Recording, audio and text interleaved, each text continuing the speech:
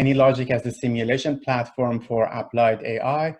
I'm Arash Mahdavi. I'm the AI program lead at AnyLogic North America. And with me is my colleague, Tyler Wolfe-Adam. He is a simulation modeling specialist in our office in North America. We planned a lot of topics to cover for today. Just an overview of what you will see in this presentation and workshop would be an introduction to simulation modeling, knowing that almost all of you who are joining us in Winter Simulation Conference are experts in simulation. We're just going to go through a very brief introduction to what this software and AnyLogic ecosystem has to offer. Then I will show you a few examples of AnyLogic and AnyLogic Cloud, and I will point you to other workshops and vendor tracks, vendor tutorials that we'll have in the following days. So if you need to get more information or interested to learn more about AnyLogic and AnyLogic Cloud and the future and the roadmap of AnyLogic, you can get more information. Then we talk about the the differences between the simulation and artificial intelligence in general at conceptual level. And then we get to the main topic of the workshop, which is the intersection of simulation and AI. And we cover it in three main categories of intersections: when we are generating synthetic data and use it for AI purposes, when we use simulation modeling as learning environment for reinforcement learning, and when we use simulation as a test bed to test AI solutions or trained models. And at the end, I will point you to some extra resources in case you wanted to follow up and try some of the technologies that I'm going to introduce you to in this workshop. Okay, so let's start by a brief introduction to simulation modeling and what we are covering here. At very high level, if you are new to this concept, which I'm kind of doubted because you're in Winter Simulation Conference, but in general, the main idea for any type of modeling is to move from the real world to the world of models, which is a risk-free world, do all of our experimentations and tests in this risk-free world, and then we are happy with the solutions that we are identifying or uncovering, deploy them in real world. So that's the main, basically, workflow instead of going directly from a real system in its current state into a modified version and just observe the consequences of changes live in real world. So that's the main idea. Okay, so that was about all types of modeling approaches, but we are focusing more on simulation. What gives simulation this uniqueness and usefulness is that simulation is a prospection technique. Basically, it gives you this insight into the futures or possible futures that you might encounter based on the changes that you are making to the system or changes that you are planning to make to the system. You can even try to optimize futures by trying to see which change is going to produce the best optimum result in the long term or near future when you're looking into the realization of different paths. Simulation modeling tools enable you to build digital presentation, or you can call it digital twin, of a real system and perform risk-free experiments. Basically, you're translating something in reality into its replication or like representation in a computer, and then you can use it for strategic, tactical, or operational level virtual experimentations. And compared to other methods like spreadsheets, optimization like linear programming and optimization, dynamic simulations are capable of capturing time, dynamics of the system, and also causal relationships that are built into a reality. And because of that, you can explain why things are happening, not just predicting them. And you also know that simulation could be visual if you want it, and which means that you can communicate and the results of your hypothetical situations or solutions that haven't happened yet. You can show it to the stakeholders, and also for you as the modeler, you can look into the results and verify and validate your model in a visual way as well. So this graph, as you can see, we go from the real object to the simulated version of it. You put all the data that you want from different data sources, and like a practical simulation ecosystem should be able to powerful enough, or like it should be capable to get access to different resources or data sources. And then we can both simulate the quantitative outcome of the system based on these inputs, and also visualize it, and then you will see the outcomes into the future. One critical portion of this workflow is moving from the real object to the simulated version of it. So I put this the red dotted line here because this is the most challenging part. And the usefulness of a simulation software is in helping you to translate this reality into a simulated version of it. The more tools and capabilities it has, it helps you more in your journey from the real object to the simulated version. Okay, so how we do this, how we go from the real world to the simulated version. So basically you have to abstract away from all the complexity of reality and put it into a computer. So there are different methodologies or methods that has been developed over years, like discrete event simulation or process-centric modeling, system dynamics.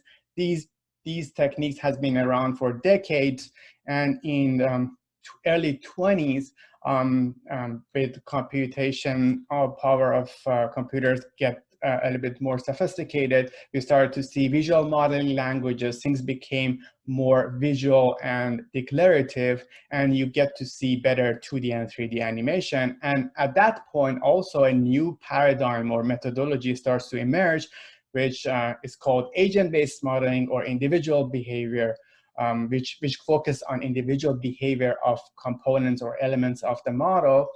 And AnyLogic at that point started to commercialize this approach. It was only mostly a research tool at that point.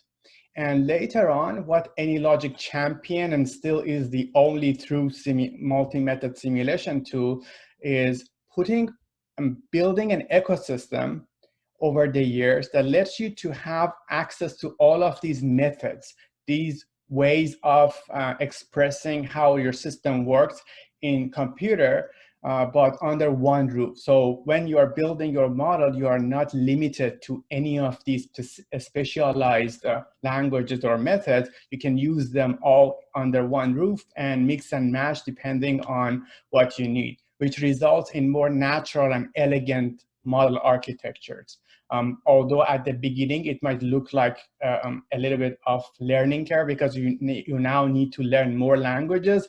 But after you pass that very brief, introductory learning curve, you get to use a much comprehensive tool set, which gives you a ton of flexibility in making your research or business cases more easy to model or deploy in the future. Okay, so now that we have this overall idea of what simulation is and where AnyLogic, what type of technologies AnyLogic support, let's take a look at the software and AnyLogic Cloud very briefly. I have to mention that we will have vendor tracks and workshops tomorrow and on Wednesday that get deeper into the AnyLogic software itself and the cloud on Wednesday. So if you're interested, please join us tomorrow for the workshop. Tomorrow we'll also have a vendor tutorial for AnyLogic 9 if you're interested to see the roadmap of AnyLogic 9 and what comes next in near future.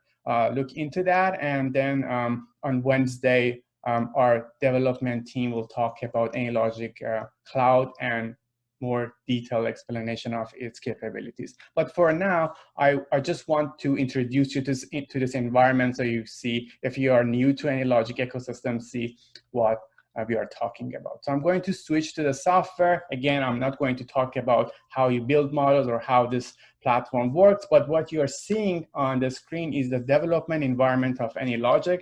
This is where you build models, and the workflow looks like this. So you have some graphical interface and some model building elements that you bring in from different palettes. And what these libraries or palettes are providing to you is like a more organized way of getting access to specific model building blocks. And then you drag and drop them into the model, and there are capabilities to add your own custom code on it, animation, and so on and so forth, with the help of all these elements that you find here. Again, this is not the topic that we are going to cover in today. If you're interested, please join us tomorrow at the same time. And you can find the links both in our AI and AnyLogic booths. Okay, so I'm going to just demo some models so you get to see different types of things that are possible with AnyLogic. I'm going to start with this autoclaved aerated concrete factory. As you can see, this model has a simulation experiment that I'm going to run. And at this time, AnyLogic compiles the model, and you will see a new window that gives you access to the model initialization configuration. What you see here is a custom build UI that lets you to select some of the settings of the model before you're running it, just defining scenarios. Let's run. And depending on what type of model you're building and your requirements, you can have 2D and 3D animation. You can see very high fidelity animations. And AnyLogic for the front-end UI uses a browser-based approach for 3D visualization, 2D and 3D visualization. And we developed this proprietary approach to visualizing simulations on browsers, because it also goes pretty well when we want to run these things on the cloud or over internet on a server. And I will show you that. So the models that you're running locally on AnyLogic desktop, on your desktop, or on a server or cloud-based cloud providers will look identical because they're using the same browser-based UI. Looking into some of these, the model, you can see custom built feedback or dashboards here. Depending on what you need, AnyLogic gives you a variety of different ways of visualizing your outcomes or outputs. Here, things like utilization or amounts of time that you spend at different times, or time plots, some log, and time chart, so you can see at each point of time what a state each machine is on is available to you. So you can actually look into very visually see how your operation goes and get feedback. On top of these kind of visual feedback that you get, and it's up to you to decide what makes sense to be put in the UI, is you can definitely write all the outputs to any relational database, any Excel, like CSV, or even like any relational database that you want to connect to, and have some tabular information as the output for post-processing as well. Okay, so that was the first example. What is unique about this type of model, and I don't want to get into the detail here, is if you look into what is happening under the hood in this example, you will see that we use lots of kind of built-in fundamental discrete event blocks, but we also put them together to build custom blocks for a specific components of this model. For example, you have a crane, you can build your own custom built crane that is a combination of multiple components that comes out of the box with AnyLogic, build that custom block and use it for future projects, or replicate it multiple times in the same model without the need to go back and design from scratch. Knowing that we don't have that much time, I have to go through this example a little bit fast. Accept my apology in advance. We will go through more thoroughly through some examples and explain them tomorrow in tomorrow's session. Okay, so the next thing that I want to show you is on top of fundamental model building blocks, AnyLogic also has lots of vertical libraries, many different vertical libraries for specific applications. And among them, there are material handling libraries, a library for conveyor systems and transporters, things like anything that helps you to move material inside a warehouse or inside the four walls, like cranes and transporters and lifts, for example, or elevators when you're moving things between different levels. Again, the other library would be pedestrian library that simulates movement of pedestrians inside a physical space, rail, road traffic, fluid, and these are the other vertical libraries of AnyLogic. So let's see a couple of examples of each so you see what is possible with these libraries. I start with material handling library and show you a couple of examples there.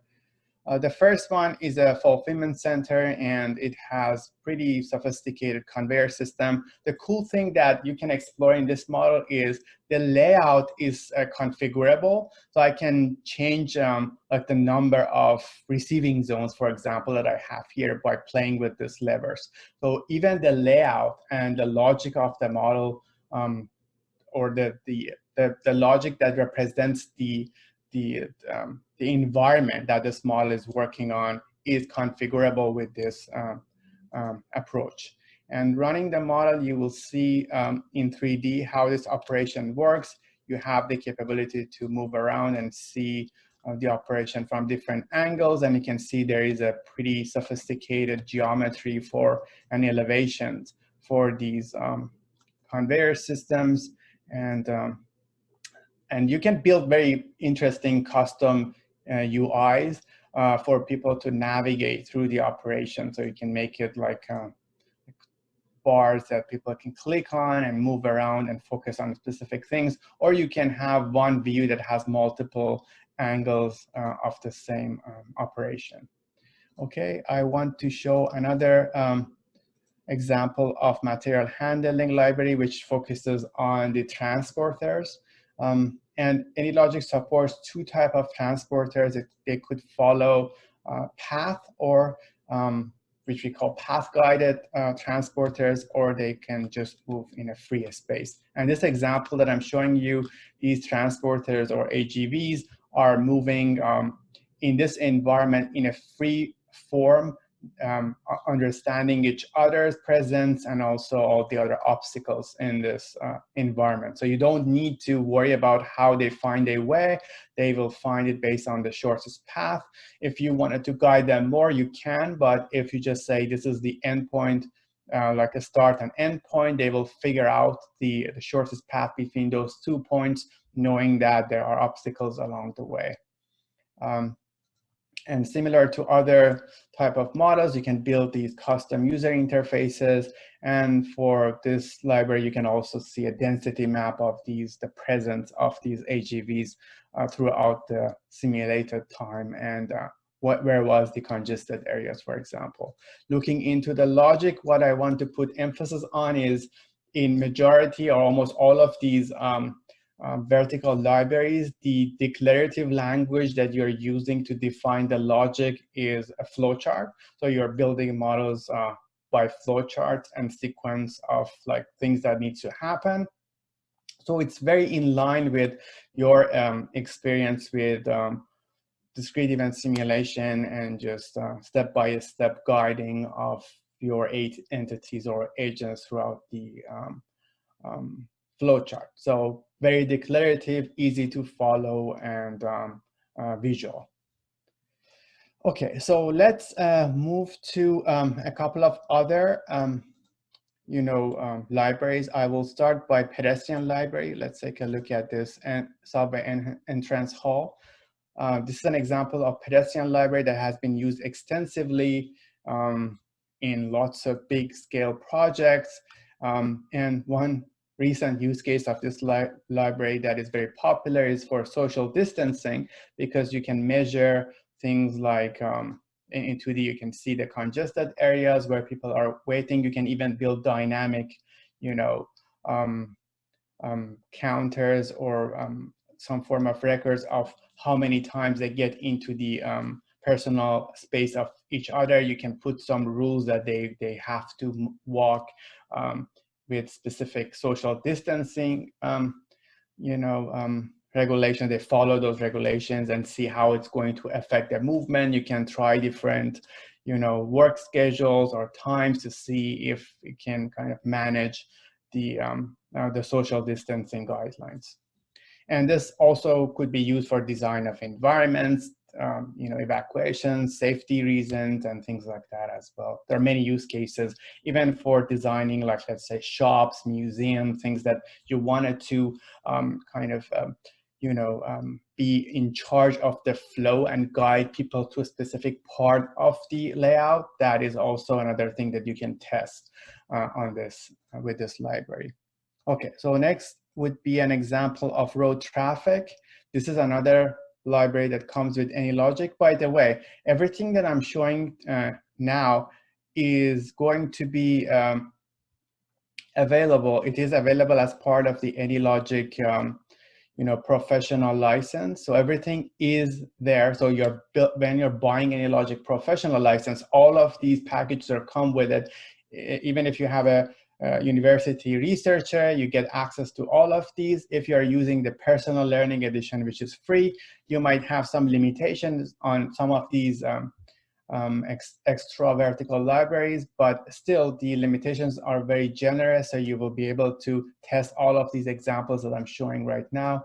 And this is the road traffic library, and similar to the other one, you can see the density map. You can also put the camera on top of a specific agent and watch the movement from their point of view if you want to.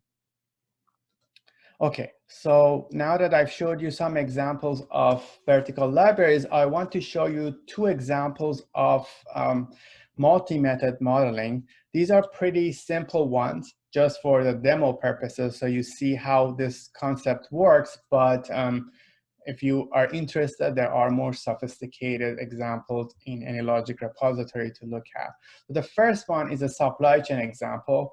What you see here is a combination of all three methods. So agent-based modeling, discrete event, and system dynamics. How that works is the distribution centers and factories on these models are agent, but the internal of the factories, and also the trucks are agents here. Internal of the trucks are modeled with a state chart with a specific construct that we support in AnyLogic, and lets you to easily define individual level behaviors for your objects or agents.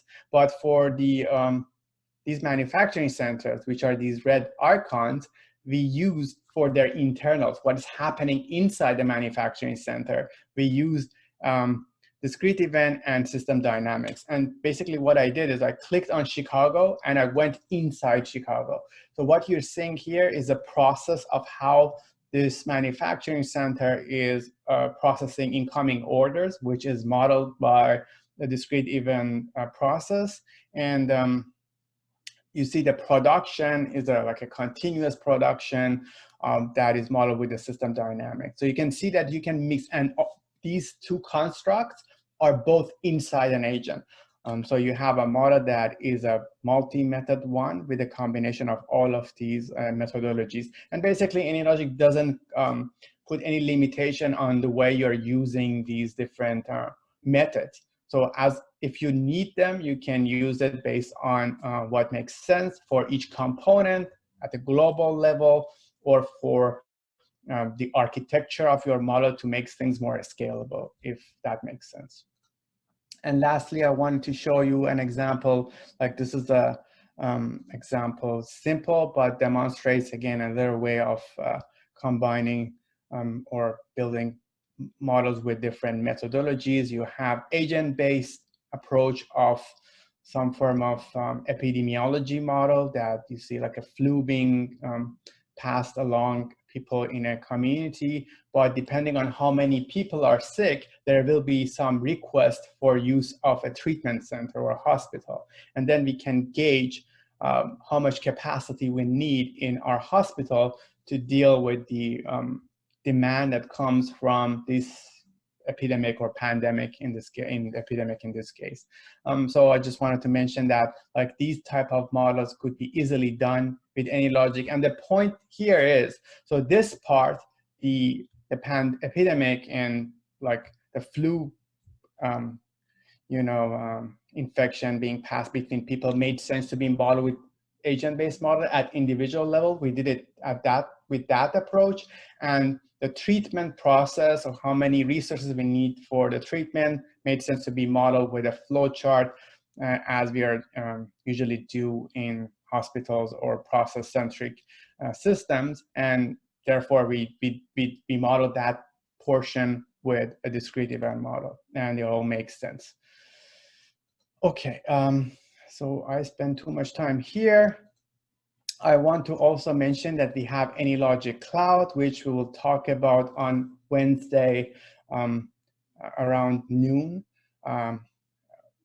But what this platform can do for you is it gives you this very easy to use execution or runtime environment that you can easily, with just a couple of clicks, set up your simulation inputs and outputs and upload to that platform. And then here you can go to your models and run them and build experiments here, run multiple simulations with the computational power that comes from the cloud, or share your models with others. And one thing that I want you to kind of see here is that what you get on the cloud side, things that I'm running right now on a browser, is identical to what you see and get access to on the desktop version. So there's no limitation, they're completely identical. It actually gives you a couple of more features like building these experiments on the cloud, and you can build very robust dashboards for your customers or end users, and you can easily share your models. But this, again, needs more time to get into the details. If you're interested, please join us on Wednesday.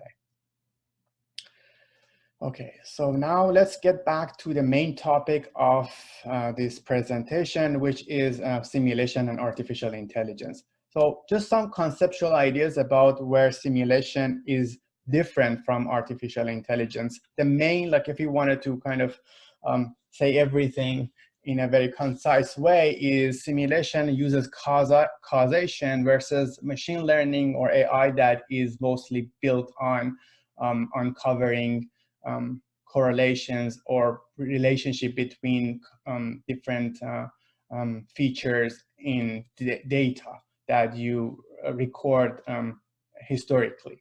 So from the point of like a modeler, a simulation modeler looks into the real system and tries to uncover the causal relationships that he or she can find there.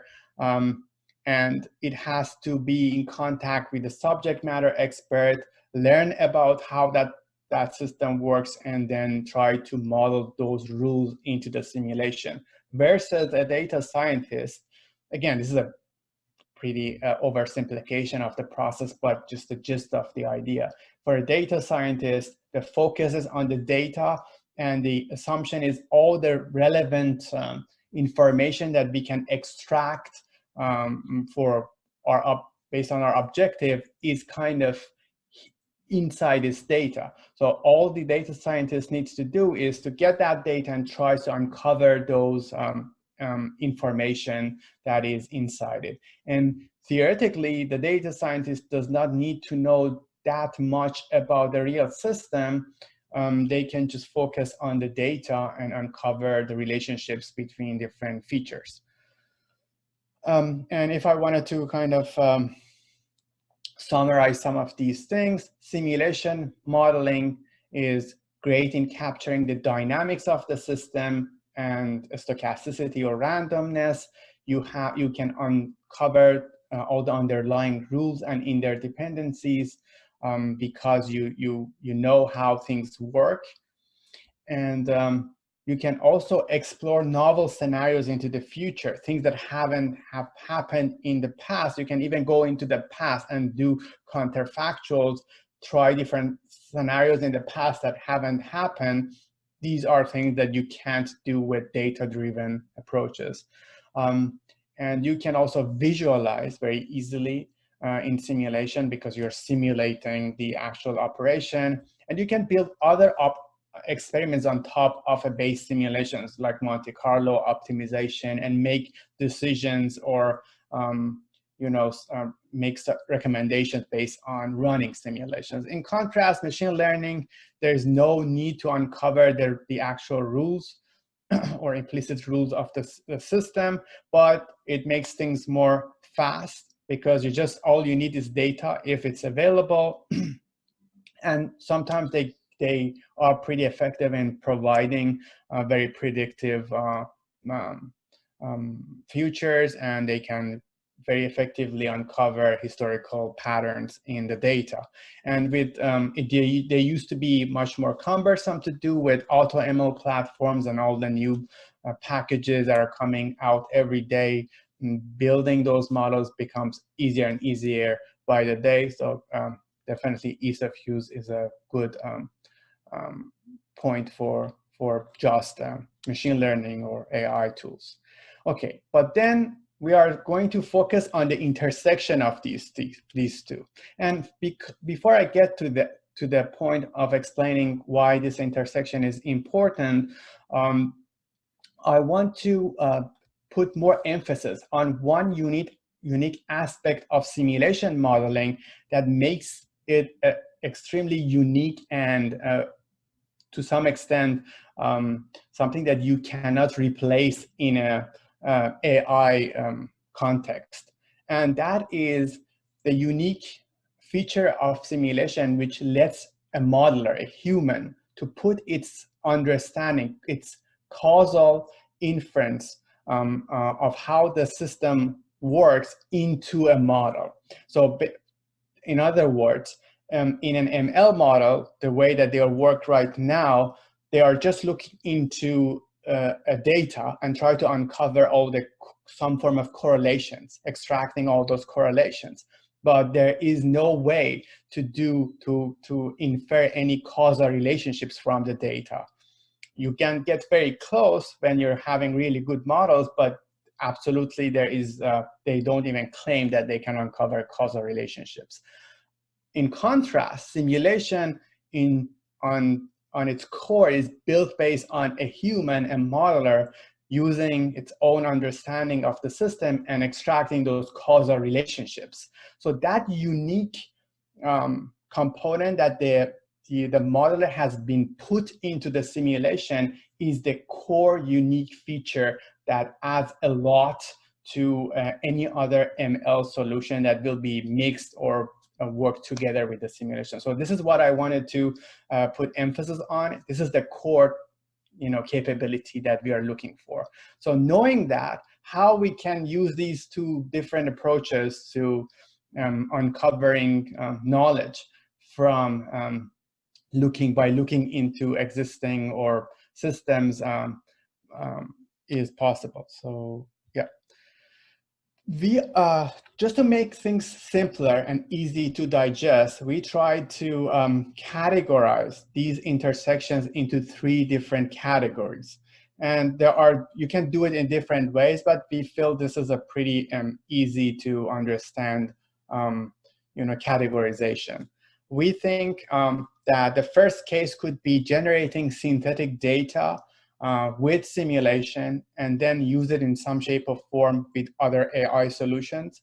The second use case or category of use cases would be using simulation as the learning environment for reinforcement learning. And the third case is using simulation as a test bed for AI components. And for each of these, I will get into more detail and explain what are the different use cases, and Tyler will show us actual implementation of these things and how you can do it today in AnyLogic. Let's start by generating synthetic data. I just put together like 5 cases so you can have a more visual or a concrete understanding of what I'm talking about. So as you know, the data that you are generating from a simulation is not real data. So we call it synthetic data. The first case would be for ML researchers, people who are developing new novel ML algorithms or network architectures for deep learning, things like that.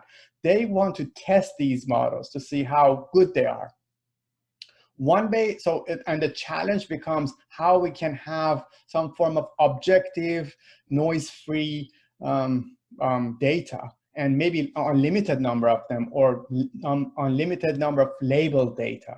So how you can get that, it's almost impossible to get something like this based on your specific needs from real world, or it could be very expensive or cumbersome. So in contrast, you can easily build a simulation model in that context and generate unlimited number of clean labeled data and use that for testing your ML algorithms. So that's just for researchers that want to test the efficacy of their models. The second use case is you have some real world historical data, but that's not enough. You can simulate like a counterpart version of the reality and generate some synthetic data and mix them together to basically enhance your real data with synthetic data.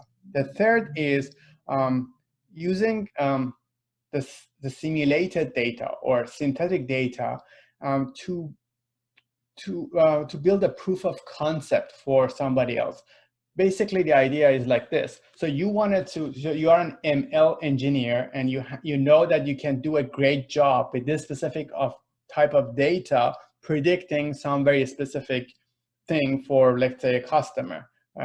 But you don't have the data. So it's a matter of chicken and egg now. So you don't have the data to prove that your ML model will work and have lots of predictive capabilities. So what you can do instead is say, okay, to prove the usability of ML solutions, I can build a simulated version of your operation and treat those synthetic data as if they were real data and show you that with this synthetic data, I can provide lots of predictive powers, which proves my point that we can go back to your real system, invest in time and money needed to gather the real data, and then build a more representative ML solution. Case 4, approximating the simulation models with ML models. This is a very generic scenario in case you, for some reason, we know that like running simulations is not easy, and specifically if you have a really huge model that needs a ton of computational power to run, maybe you wanted to have like a function that approximates the entire of simulation. So you just put some inputs and it gives you an approximation of the simulation output. It's not going to be perfect, but it gives you some useful information. And a subset of this would be, let's say, when you wanted to deploy a simulation on an edge device, a device that has very low computational power. So instead of trying to put and run a simulation on an edge device, you can build a approximated version of the simulation with, let's say, deep learning, and you have a trained neural network that then you can deploy on an edge device, and that device, let's say a controller, now knows how to control things based on some input, and it gives you the output you need to control your system. Okay, from this point on, you will see that I switch between light colored or background slides to a darker themed one. And the reason that I did that is to give you a clear distinction between a concept and implementation. When I show you a dark theme slide, means that this is the implementation of the ideas that I talked in the previous slides inside AnyLogic. These are the technologies inside AnyLogic that helps you to deploy or build things based on the ideas that I talked about in the previous slide. So first one, as you know, we talked about different ways of using synthetic data, but how we can use AnyLogic to kind of build this synthetic data pipeline. The first thing is just as you know, this is very similar to the regular use case of simulation. You just output some data and you basically use that data to train an ML model.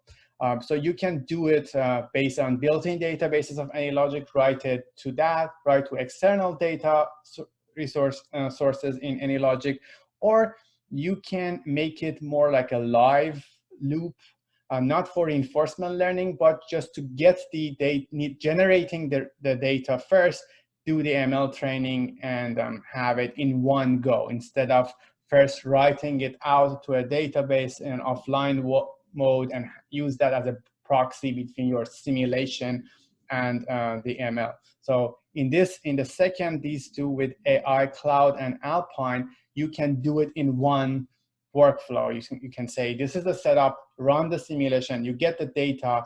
As the data is still there, you do the ML training, and then you have a trained model. And you can do the same thing with Alpine, similar to AnyLogic Cloud and its API calls, but in an offline mode.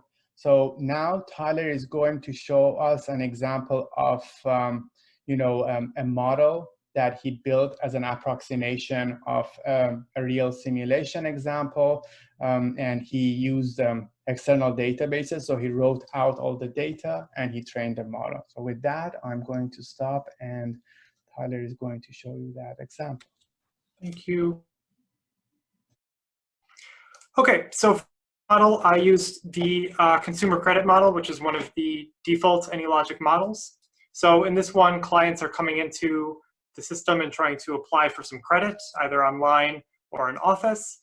And then they go through a process of consultation, and their application goes through various different resources. And at the end, there is one of three results that can happen. So the two primary ones is they can either succeed and get their credit approved, or they could fail and it could be rejected. The other case is that in some situations throughout the model, so if I scroll down to the flow chart, some of the queues have these timeouts. So in case there's too high of arrival rates, or the resources are in short supply, customers will get bored or impatient, and then maybe choose a different bank to try to apply to. So in those cases, they'll end up timing out and having no decisions. So what was modified from this is that at each decision point, it outputs to the database a couple of details. So if I open up this, so for each client that comes through the system, it logs some of their personal attributes, which are inside the client agent, such as their agent salary, some flags, their credit amount, but also some attributes regarding the state of the system when they had first arrived. So the number of idle resources and the sizes of some select queues. And then here we have an outcome, which is a value either 0 if they were rejected, 1 if they were approved, or 2 if they timed out. And so this was using kind of built-in features of AnyLogic, outputted to if I go back to here, so this is inside the model folder. It outputs to an outputs Excel file. If I open up, this is a preview of it, so the same information. So then external from AnyLogic, there was, using Python, there were 2 different regression models which were trained. And the point of these was to predict based on the input data, what the different outcomes would be. So there's one that predicts whether or not they timed out or didn't time out, and then one that predicts whether they succeeded or if they failed in getting their credit. And so this was kind of split into 2 different models. And so this just uses the sklearn Python library and kind of a basic logistic regression to train that. And for both of these, they were saved as pickle files, which essentially means that they could be reused and recalled whenever you want to retrain. So one thing I'll note is that while I used the AnyLogic built-in database and exported to an Excel file, you could, as an alternative, upload the model to the cloud and then run the model here, and then using let's say the Python API, you can retrieve the results from running, hundreds and hundreds of different experiments with different scenarios, and then for each of those, getting the results for each of the clients that went through the system. And so the AnyLogic Cloud has a very extensive documentation for APIs, both for JavaScript, Java, and API, allowing you to not only get the outputs from experiments, but also create simulations or parameter variation experiments for models that are uploaded to the cloud. So with all of this, we have our two regression models trained, and they could be put, well, there's a few different things that you can do with it. One is an example of case 4, where you're approximating the simulation models. And I'll explain this and go into detail a little bit more in the following sections, but essentially you can shorten the model down to a simple decision point, and using that regression model can, based on the arriving clients, predict in advance whether or not they have a positive or negative decision. The other thing that you could do possibly is take the timeout regression model and maybe add a indicator or a checker operation at the start so that it would predict whether or not this client may time out. And then as a result of that, you could then have some actions taken, such as making sure that there's more consultants that are working on that given day. So from all this, you could take that synthetic data and then manipulate it inside of Python or any other language and use it however you want. So with that, I will turn it back over to Arash to go over the next section. Thank you so much, Tyler. Okay, so now we are moving into the second category of use cases, and that would be using simulation as the learning environment in reinforcement learning. And we spent a lot of time building connectors with our partners, and we developed multiple other technologies in case you are researchers that you wanted to try these things, build your own RL setup from scratch through connectors that we developed. So we'll talk about all of those in a minute. But if you're new to the concept of reinforcement learning, the idea is pretty simple, is that so if you wanted to teach something to an entity, let's say a dog or an AI agent, so it doesn't matter. When you wanted to teach it, there are different approaches to do that. But one way is just by trial and error. Let's discover all the possibilities. Let's play over and over again. And over time, by giving enough incentives or a good reward system, that learning agent, or let's say a dog, will learn what would be the best way of acting or taking action in different scenarios. So that's very simple, just trial and error and learn from your mistakes and successes, right? So that's the main idea.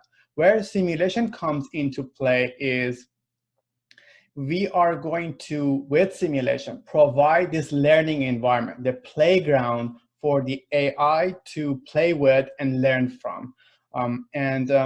If you wanted to look at it from a different perspective, you can think about regular simulation. The entity that learns from the simulation is a human. So you experiment with the simulation, you run different simulation with different inputs, and you as a modeler or end user of the simulation get some feedback and kind of extract the information from the simulation and then say, okay, so I've learned that these are the possible futures. This is what I am proposing as the action. But in the case of reinforcement learning, you are not in the loop. An AI agent will communicate with the simulation depending on what is possible to be the levers that are available in the simulation model. It tries to play with all of those levers and learn what is the optimum or near optimum way of taking action in the simulated environment to control this environment in an optimal way. In another way of looking at it, a simulation, a conventional way, is something that is complete on its own. In reinforcement learning, simulation is part of this learning setup. So it's not going to be used on its own. If you run it on its own, it just doesn't give you any useful information. It is meant to be built to use as a learning environment for the AI agent. So when you put them together, you let the AI agent learn from the simulated environment. Then at the end, your deliverable would be this trained AI agent, which is like an expert now in controlling that system. And to be able to do that, what needs to be changed in a regular simulation is a way of communicating with this AI agent so it can look into the system and see what is happening, or actually get some reward from what it's doing. And then there should be something in your model that lets this AI agent to take action. So there should be some levers accessible to this AI agent to implement its actions or what he wants to try to learn in the environment. How you do it in AnyLogic, we developed 3 options for you. One is AnyLogic Cloud with its interruptible cloud API. So what you need to know is this cycle is a pretty computationally expensive cycle. You need to probably run hundreds of thousands of simulations, so it matters when you're running these simulations, theoretically, depending on how complex your models are. But AnyLogic Cloud gives you this backend runtime environment that lets you to use the computational power of the cloud. And through that, those API calls, you can run multiple runs of the sim or the simulation and kind of channel back the feedback and connect to the AI agent and let the reinforcement learning loop to happen. So this is something that becomes available pretty soon, early 2021. The second option is we work with our automated RL partners, Pathmind and Bonsai, in the past 2 years. We started this and they there are lots of improvements happen in both of these platforms. So you can look into each of them, and Tyler will demo briefly both of them so you can see how they are different from each other, but they're both great automated RL platform. Depending on your need, you need to look into the nuances and choose the one that makes more sense for you. But what we recently added to AnyLogic 8.7 is this new reinforcement learning experiment that is accessible to you in all different types of AnyLogic, from personal learning edition up to professional, meaning that if you wanted to test these platforms, you can use any of AnyLogic versions and do so, knowing that, so if you are using PLE, you will be limited by the limitations of PLE. So it's obvious, but if you wanted to test these platforms for educational purposes or for research, you can, and because AnyLogic university researcher does not have that much of limitation, so you can build almost anything you want and use it for RL research. And the third case is a library called Alpine that lets you to build something like this. It's similar to AnyLogic Cloud API in a sense that so you are not using an automated RL platform. You have to set up the entire RL setup yourself, but the connector is available to you to connect your Python code or Python setup, let's say based on OpenAI Gym, workflow with the exported model with Alpine. So this would be an offline version when you're running your models on your own machine. This is an online version when your models are run on AnyLogic Cloud. And this would be a case when you want to automate the entire process. You don't want it to basically curate your own RL algorithms and setup. Okay, so now we know that we have these 3 options. Tyler is going to briefly show us a little bit of the 2 option 2 and option 3. Thank you, Arash. Sure again. Okay, so starting off, we will take a look at PathMind. So, and for this, we're going to be using the supply chain model, which was, so this is one of the example models, part of one of the tutorials that PathMind provides. It's part of their platform, which is modified from an AnyLogic model of the same name. And so in this model, you have it's a simple supply chain with a retailer, a wholesaler, and a factory. And then there are inputs to the model or values which allow you to manipulate what the inventory level policies are.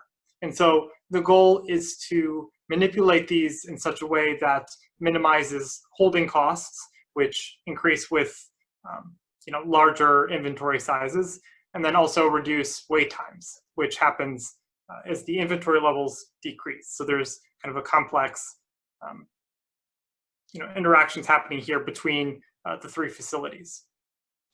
So to use it with the PathMind platform, there's a custom PathMind helper object that you add to your model. So this object itself is found within the palettes. So within AnyLogic, you can add custom libraries. And so both PathMind and Bonsai offer their own custom libraries that you add to your AnyLogic development environment, and then you can then drag these objects out and configure them. So for PathMind in its object, there are fields for the observation. So this is what the AI will be seeing as part of the training. There are reward metrics that you specify, which are used as part of a reward function to judge how well an action did. And then an implementation of an action in addition to kind of the dimensionality of it. So in this case, our observations consist of different attributes for the retailer, the wholesaler, and the factory, along with the model time. And then also the actions consist of modifying those inventory levels, both the lower and the higher one. So with all these defined, you add some code to trigger the action when it needs to happen. And then as Arash was explaining, you have the RL experiment.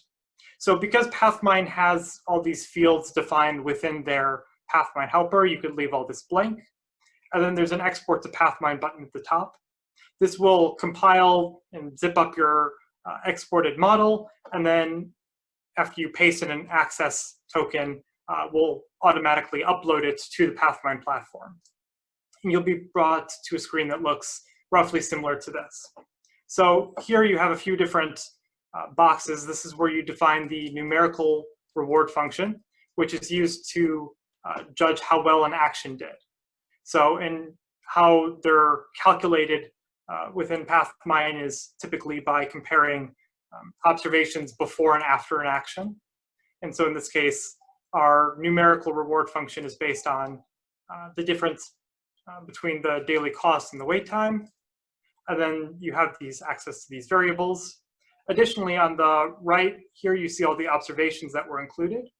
And if you want, depending on, maybe you added too many observations or you want to try a subset of observations, you can click on these checkboxes and then the AI won't see those observations as part of the training.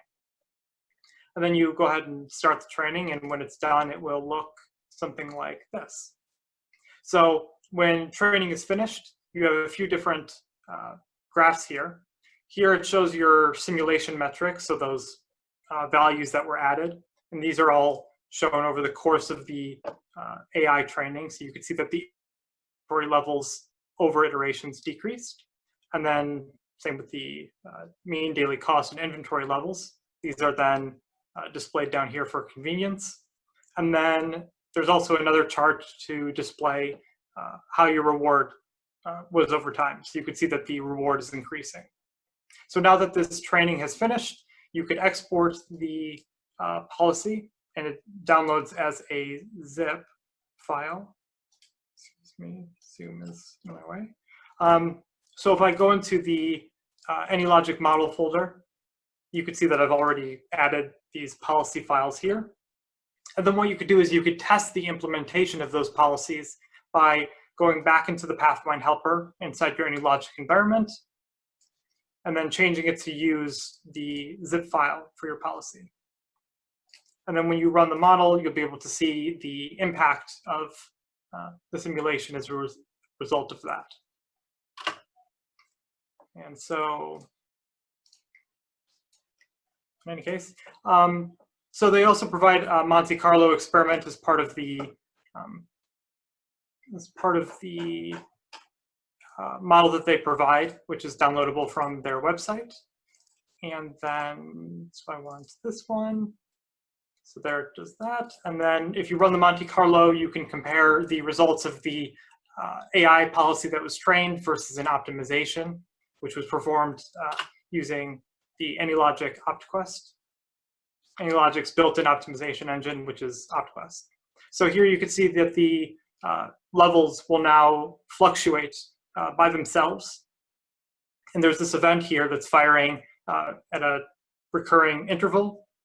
And so every time it's this event is firing, it's taking a look at the observation and changing the action to natively adapt the system so as to, in accordance with what the training had provided.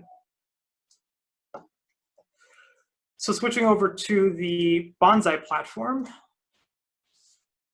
For this, we'll be taking a look at the activity-based costing analysis model. So in this specific model, we have products which are arriving to a factory floor, and they see two different types of resources. They get delayed in machines for some amount of time, and then afterwards they get conveyed to an end point. And so as part of this process, there are costs associated with each aspect, from idle costs to waiting costs, processing costs, and conveying costs. And the ultimate goal is to reduce the overall cost per product. So originally in this model, you can manipulate these sliders so as to play around with the original simulation and see what happens if you increase the machine time.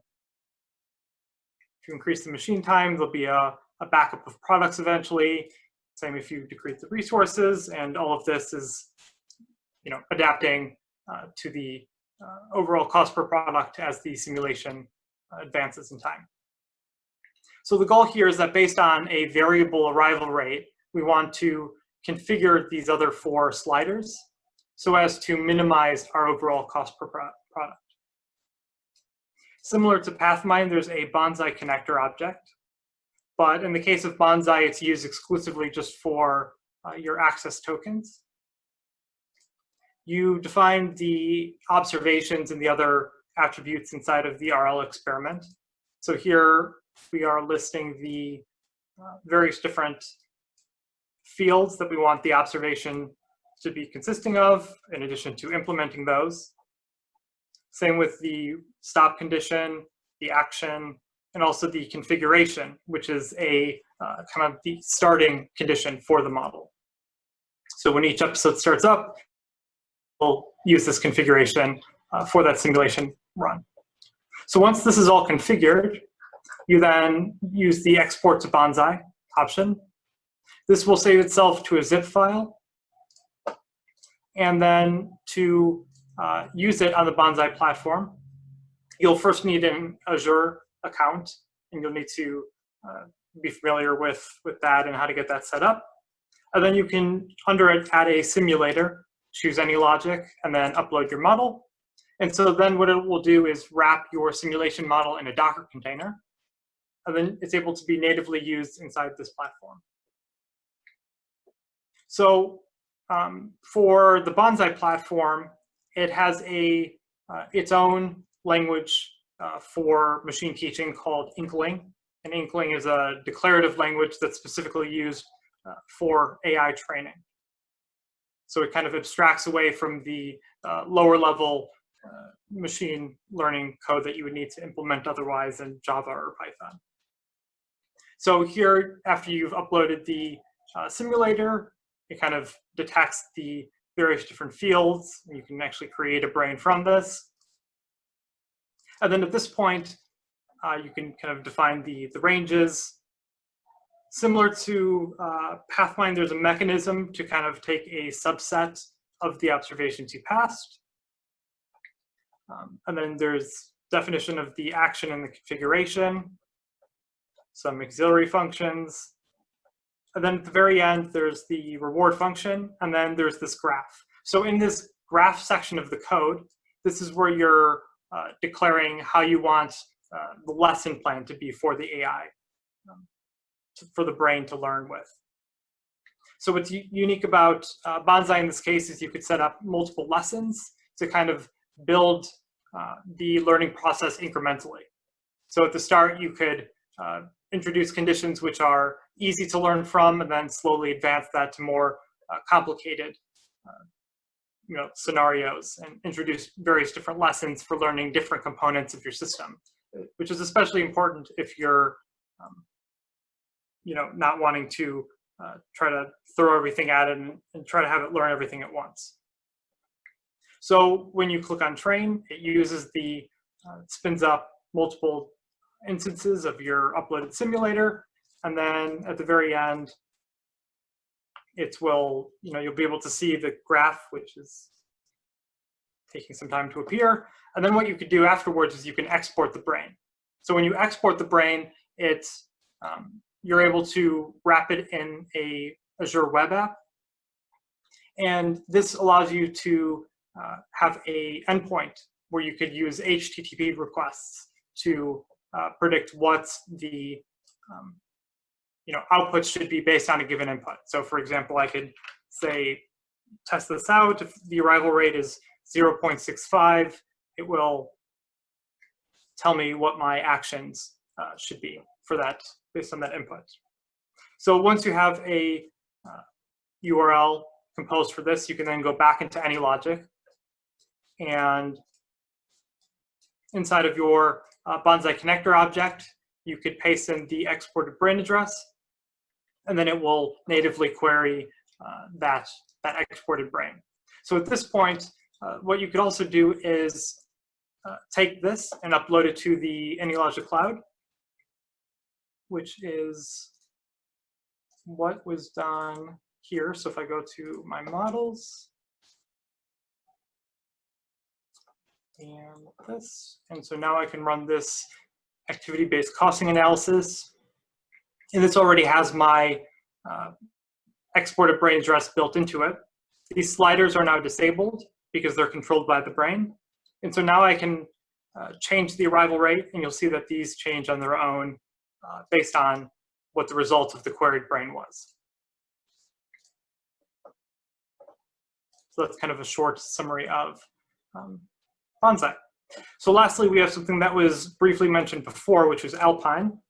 And Alpine is a custom Python library that allows you to run your exported AnyLogic models. So for this example, I'm going to be showcasing it with this very, very simple model that uses the road traffic library. So in this model, there's cars that are coming from opposing directions, and each opposing direction has its own arrival rate. And so there are endpoints functions in this model for RL-related actions. I'll just point that out for now. So with Alpine, it will be a Python library that you can import using pip. And so you'll just import it. And so what it allows you to do is connect, like I said, to an exported AnyLogic model.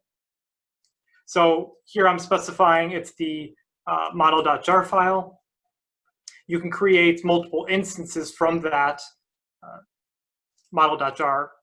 And so each instance will be its own unique simulation run. Here you can see that it prints out various different attributes. So using this library, you have access to the parameters of the model, any Java variables, all the various different functions, and analysis objects. And so whenever you decide to reset the run, if you're using a random seed, this prints it out for you.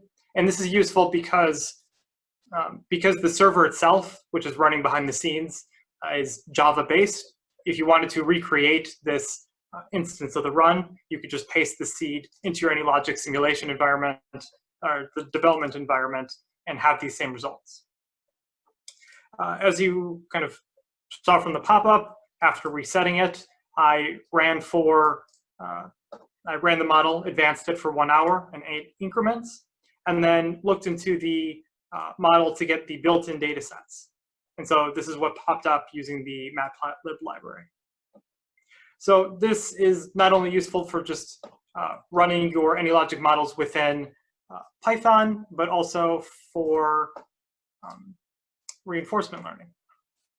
So within the Alpine library, there's a class called ALENV, or AnyLogic environment. And this is a subclass of the OpenAI GIM class. And so what this allows you to do is have a custom GIM environment. So in addition to connecting to your model as with before, you can create this new environment and passing in the names of the functions inside of your AnyLogic model. In this case, get observation and do action, along with the dimensionality of it, the time step in between actions, the terminal function, and the reward function, along with how many arguments it has. And so both the terminal function and the reward could either be within the AnyLogic environment or within the AnyLogic model, or it could be within your Python environment as well if you wanted to later modify that. So with this AL environment object, this works exactly like any normal, kind of quote unquote normal GIM environment works. So if you have libraries such as TensorFlow or PyTorch, or in this case, stable baselines, you can train a AI using your environment that you had created and pass it just like you would like a carpool model, for example. And so from this allows you to do whatever sort of training that you are normally familiar with in a Python-based environment. And so the other advantage is that each of these instances are running in their own separate thread. And so what this means is that you can run multiple ones at once and kind of expedite the training in that way. So at this point, the learning process is starting. We're not going to sit here and wait for it because it takes about 30-ish minutes. But once this is done, this is saved as a policy that you can use just like you would any other policy within Python. So with that, that is a brief overview of the options as far as training reinforcement learning agents. I will turn it back over to you, Arash, to go over the next case.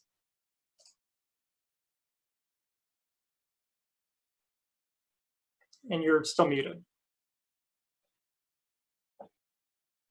Thank you, Tyler, for mentioning that. Just a recap of what Tyler showed you.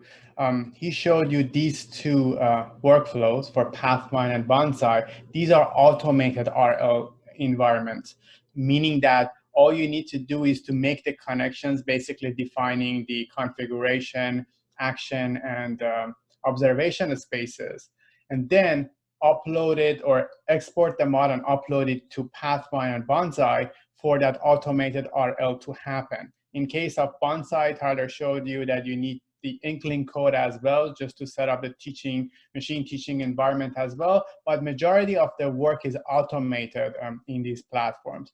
The third option that Tyler showed with Alpine, it gives you the connection, but the RL setup that you need to put together based on OpenAI GIM workflow or anything that you want to do, custom-made building your network and how you use the data that you get from the simulation to train your AI agent is up to you. It's mostly for more advanced users or people who are, want to have more control over all the setups of their learning setup.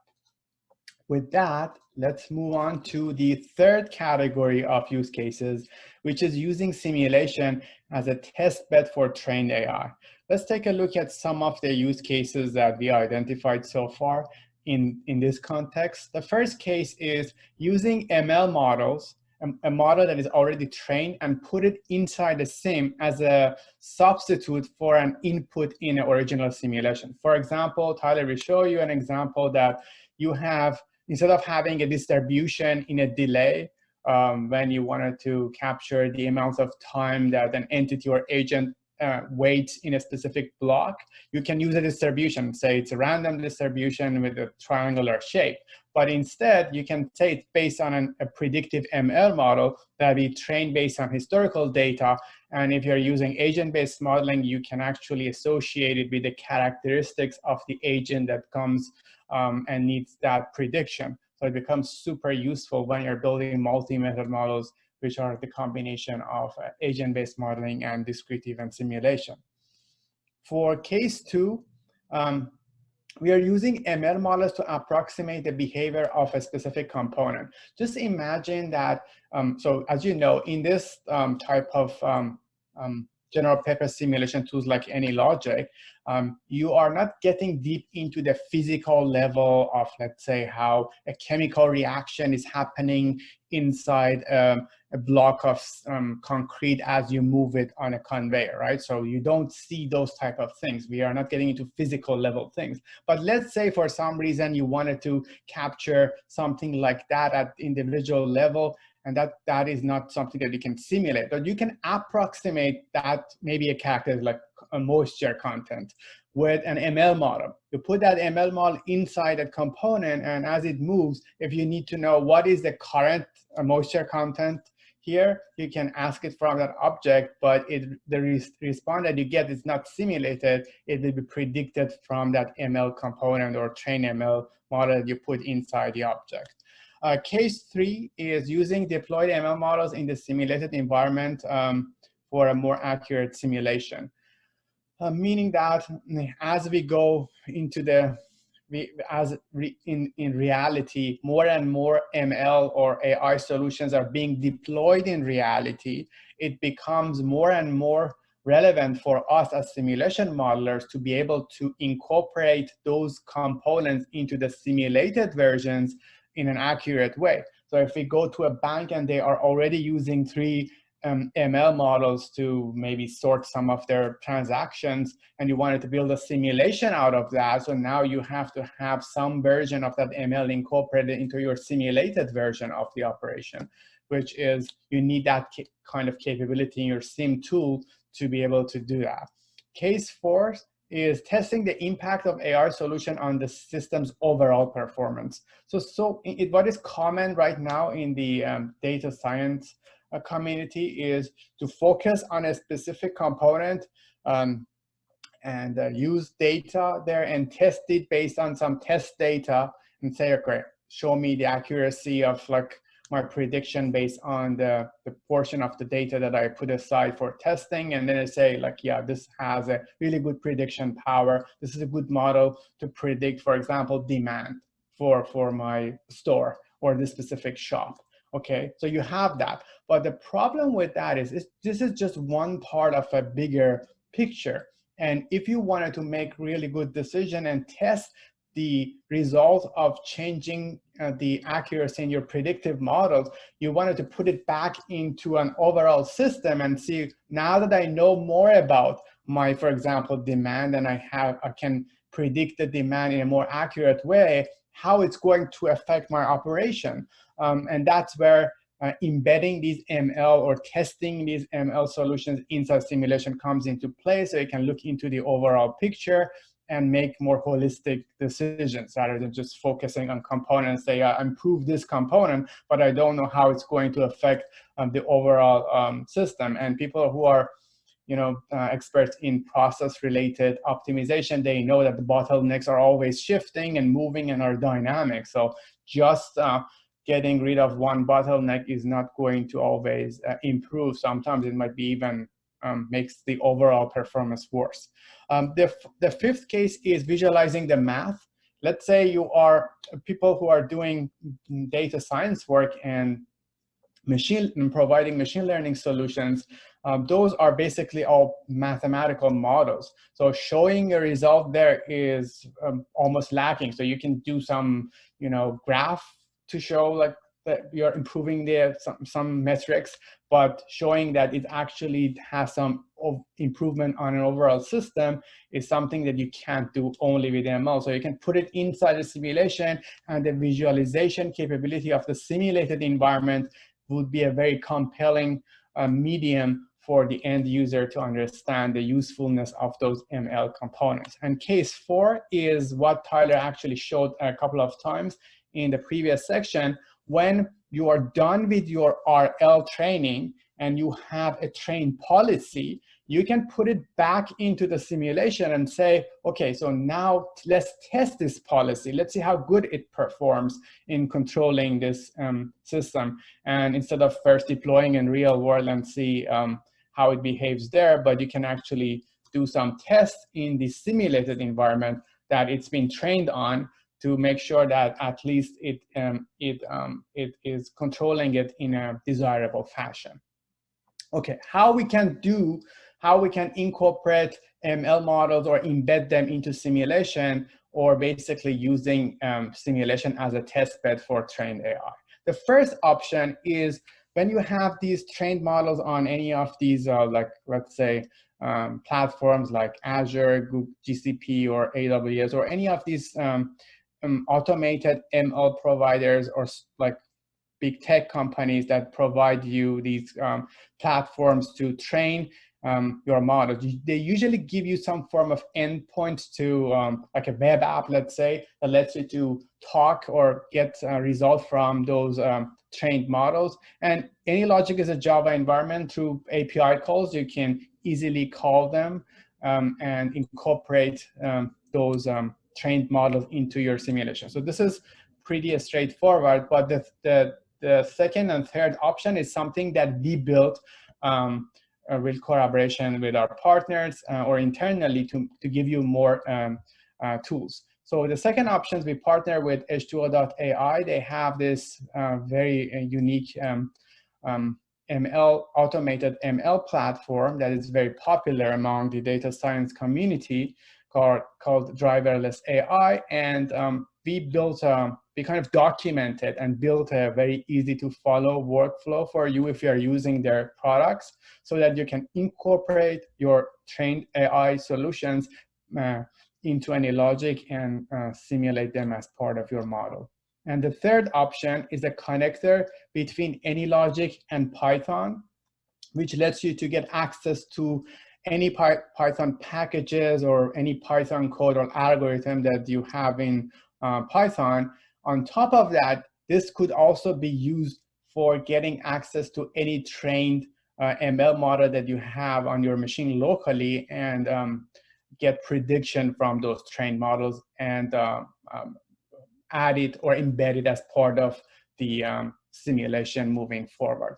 With that, Tyler is going to show us an example of H2O.ai model being in driverless AI's workflow, and the third option, which is pipeline. Thank you, Arash. So like Arash had said, driverless AI is a platform by H2O. And it allows you to upload data, and it can process it and use advanced machine learning to identify the features and the various different trends. And when you have a file, or when you have a trained model which is adequate, you can export it as what's called a Mojo file. And so in this case, we took the product delivery model that Arash was showing before and trained a few different machine learning models based on that. So here you can see within my model folder, I have this runtime jar and then some Mojo files for two different attributes. So there's one which predicts the temperature in various different cities based on the time of the year. And then also another one for predicting changes in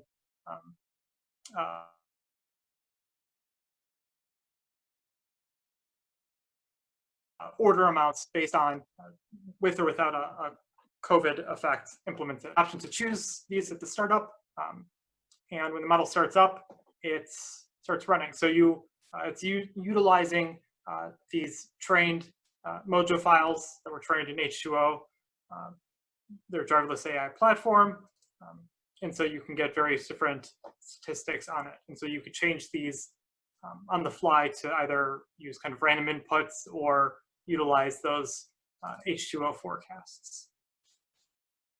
And so from this, you could see how the model changes with or without over time. And then there's also additional sliders, which allow you to kind of dynamically configure the rate, which kind of will have an impact on the predictions that are made. So that is driverless AI. And then finishing up with Pipeline. So Pipeline is a library for AnyLogic, which allows you to, you can add to your development environment, which allows you to connect to a locally installed version of Python on your system. So it uses Python in the libraries that you have on your system as well. In this case, this is the consumer credit model I was showing before. And so there are functions to kind of import a local Python file. And there are also functions to convert AnyLogic agents to JSON, which is JavaScript object notation. And then it can query that Python function using Python, which kind of loads that those regression models that I was showing before. And so from this, you can immediately get results, based on the known inputs for the clients that are coming into this model. So the inputs to this model are still the same, but now you're able to see kind of approximate the simulation, using these regression models that are within Python. And so in this case, I'm using Python 3.6. And this library itself is available on a GitHub page, open source, which I will show shortly. But kind of a more practical example is a simple hospital model. So in this model, there were two different data sets that were taken from online. And you have the sources listed here. And there were two different neural networks that were built. One was to predict the arrival rate of patients to a hospital based on the previous data. So over time, it looks at the past arrival rates. And then once patients come into the hospital, they have various different attributes. And then this other neural network predicts their length of stay. And so the variable parameter is the capacity of the hospital. So similar to the epidemic model Arash was showing before, you can manipulate this in various ways and see how the number of people that are queuing for the hospital are changing over time. Top graph up here shows the daily arrival rates, whereas these other ones show the other results of the AI models. So you can see little brain icons indicating where in the model that these files are referenced. So in the case of Pipeline, there's a GitHub page for the AnyLogic Pipeline library. So with that, I will turn it back over to Arash to finish us off.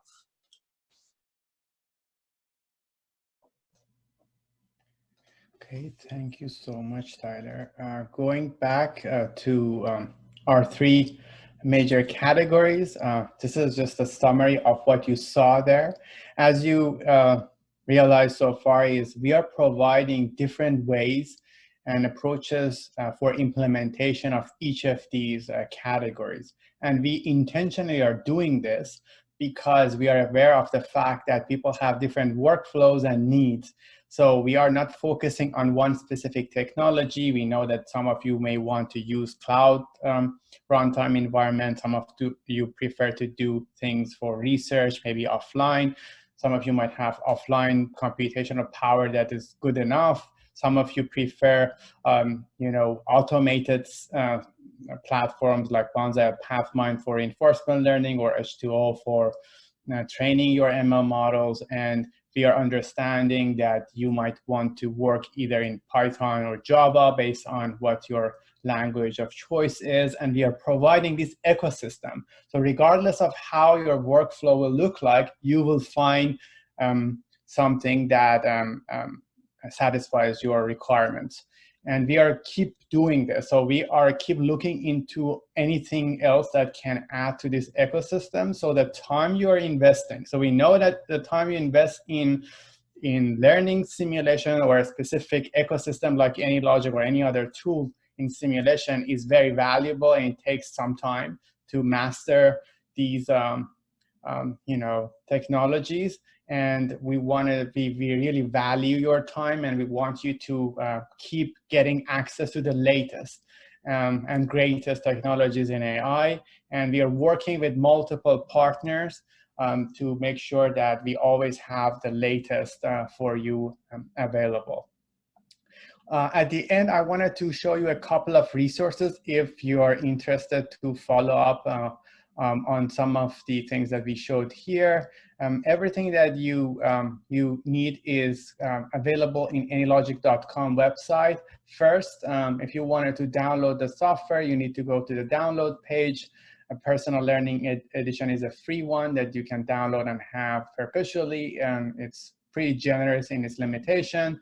University and professional, the paid versions for research and professional, they are pretty similar. The licensing agreement is different. You can only use this for research. So please feel free to do so. And these two also are available to you for 30 days in an evaluation mode in case you wanted to test them before purchasing it.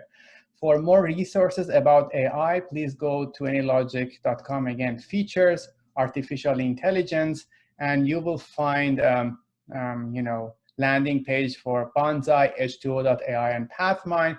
Inside any of these pages, you will get access to all the required material that you need to find, like the models that we build with these partners. And if there is a video tutorial or a webinar, you can get access to it as well. Under resources, you are also finding other things like white papers that are might be of your interest, books, video tours of previous webinars about AI, and panels like that, things like that. And also, I highly recommend you to take a look into our training schedule. Join us now. Majority of trainings are online, so definitely it's a good time to join us regardless of where you are. So there's no need for travel.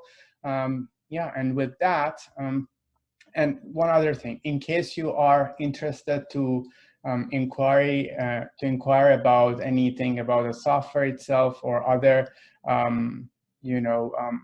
questions that you might have about the capabilities, you wanted to have a custom demo, please feel free to go to the company and look into the contacts and also partners in your region to ask for a more a specialized demo based on your needs. I'm also going to put this QR codes on the screen in case you wanted to look into AnyLogic, cloud, and the AI landing page, which gives you access to all the other resources.